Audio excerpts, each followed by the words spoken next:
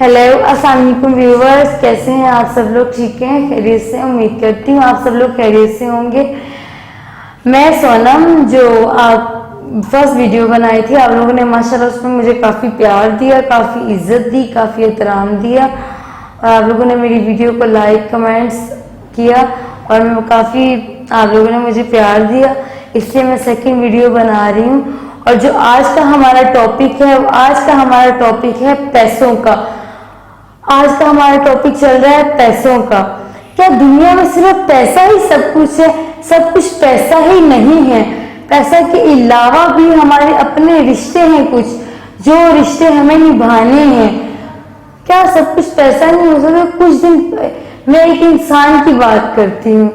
एक इंसान है जो दुनिया में सबसे अमीर तरीन है, बिल गेट। उसकी कुछ ही दिन पहले तलाक हुई है, कुछ दिन पहले उसकी तलाक हुई है और उससे हमें सीखने को ये मिला है कि पैसा ही सब कुछ नहीं होता है।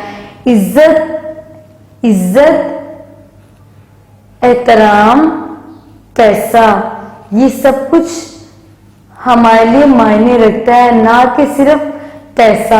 हम अपने टाइम दें, अपने प्यार करने वालों को टाइम दें, उनको इज्जत दें, रिस्पेक्ट दें। फिर थर्ड पे आता है हम उनको, फिर पैसा आता है, ताकि हम उनको पैसे से उनको हैप्पी रख सके।